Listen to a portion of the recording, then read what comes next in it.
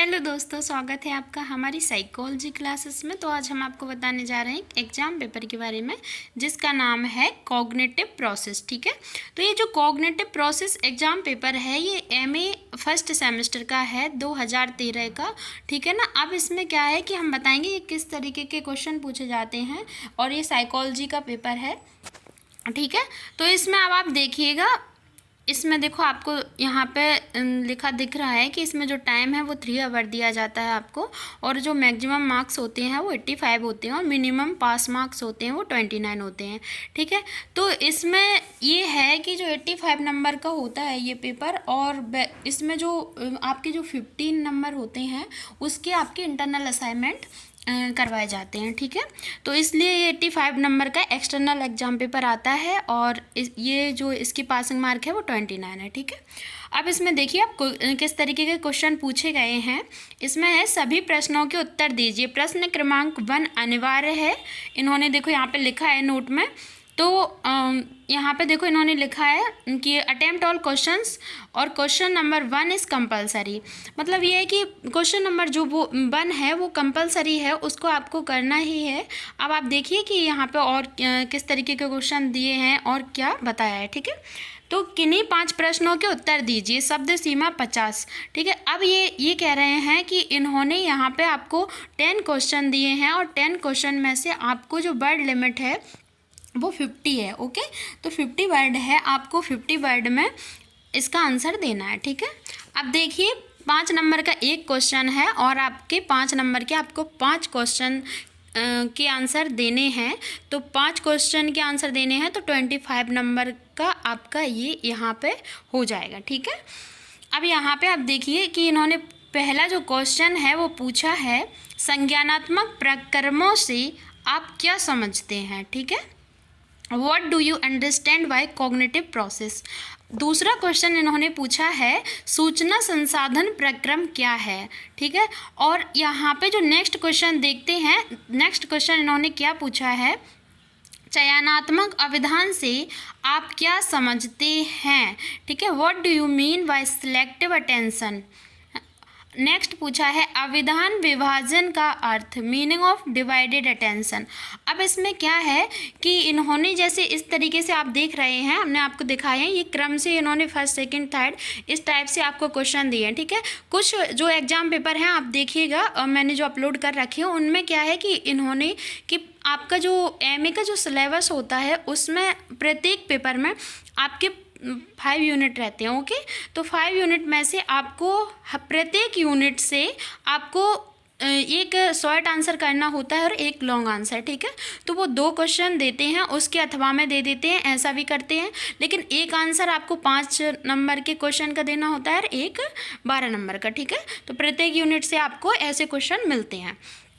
अब आप देखिएगा यहाँ पे चयनात्मक अविधान से आप क्या समझते हैं। नेक्स्ट क्वेश्चन पूछा गया है अविधान विभाजन का अर्थ। ठीक है, नेक्स्ट क्वेश्चन है प्रत्यक्षीकरण का स्वरूप।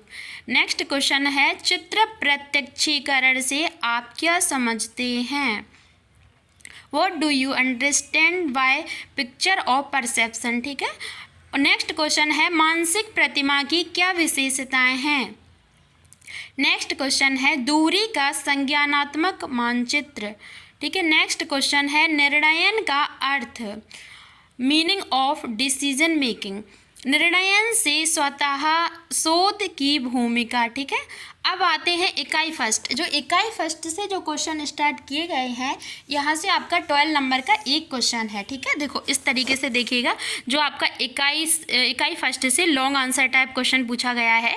देखिए यहाँ पे क्या है, जैसे इन्होंने अथवा लिखा दिख रहा है आपको, तो ये अथवा और दिया गया है। इसका मतलब ये होता है कि यहाँ पे आपको इन 2 क्वेश्चन में से किसी एक का आंसर देना कंपलसरी है। ठीक है, अगर आपको दोनों के आंसर आ रहे हैं तो भी नहीं दोनों के आंसर लिखना है, ओनली एक का ही लिखना है। ठीक है, तो अब यहाँ पे देखिए संज्ञानात्मक मनोविज्ञान के उद्भव के कारणों एवं वर्तमान स्थिति की विवेचना कीजिए। ठीक है, अब इनने अथवा में कौन सा क्वेश्चन पूछा है। अथवा में देखिए सूचना संसाधन उपागम का आलोचनात्मक परीक्षण कीजिए। तो यहाँ पे क्या है, इन्होंने जो अथवा में क्वेश्चन पूछा है और जो ऊपर है, इन दोनों में से आपको कोई एक करना कंपलसरी है। ठीक है, और नेक्स्ट क्वेश्चन आप देखते हैं यूनिट सेकंड से पूछा गया है। यूनिट सेकंड से देखिए, अभिधान के आधारभूत निर्धारकों को वर्णित कीजिए। ठीक है, देखो अब इसमें देखो, इसमें अथवा में कौन सा क्वेश्चन पूछा है इन्होंने, ब्रॉडबैंड सिद्धांत की तुलना ट्राइजमैन के चयनात्मक अभिधान सिद्धांत से कीजिए। ठीक है, तो ये आपका यूनिट सेकंड से पूछा गया है, लॉन्ग आंसर टाइप है क्वेश्चन है। ठीक है, अब आ गया आपको, देखिए अब आ गया आपका यूनिट थर्ड। ठीक है, तो यूनिट थर्ड जो है, गहराई प्रत्यक्षीकरण के संकेतों को सचित्र विस्तारित कीजिए। ठीक है, ये आपके सभी लॉन्ग आंसर टाइप क्वेश्चन है। देखो ये भी 12 नंबर का है। इसके अथवा में इन्होंने पूछा है, निम्नलिखित में से किन्हीं दो पर टिप्पणियाँ लिखिए।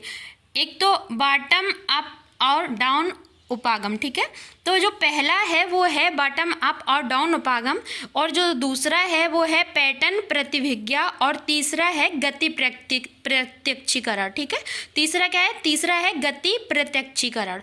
तो यहाँ पे आप देखिए, यहाँ पे जो देखो, यहाँ पे इंग्लिश में लिखा हुआ है, right short notes on any two of the following. ठीक है, तो यहाँ पे क्या है, यहाँ पे देखो bottom up and down approach, pattern recognition और मूवमेंट परसेप्शन। ठीक है, तो यहाँ पे अब आप देखिए, यहाँ पे यूनिट 4 आ गया है। यूनिट 4 से आप देखिए, यूनिट 4 से क्वेश्चन पूछा गया है, मानसिक प्रतिमा निर्माण के स्नायु दैहिक प्रमाणों को स्पष्ट कीजिए।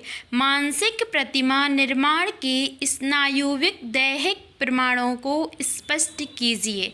ठीक है, तो ये है explain the neuro physiological evidence of mental imagery. ठीक है, अभी यहाँ पे देखना, नेक्स्ट अथवा में क्या पूछा गया है, यहाँ पे अथवा में पूछा गया है, मानसिक प्रतिमा निर्माण विवाद एनालॉग और प्रोपोजिशनल कोड की विवेचना कीजिए। ठीक है, तो यहाँ पे इन्होंने एक क्वेश्चन पूछा है।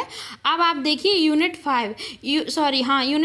5 से देखिए आप क्वेश्चन, यहाँ पे पहले आप देख सकते हैं, यूनिट 4 के क्वेश्चन आप देख सकते हैं। ठीक है, अब आपको दिखाते हैं यूनिट 5 से। यूनिट 5 से कौन सा क्वेश्चन पूछा गया है, देखते हैं।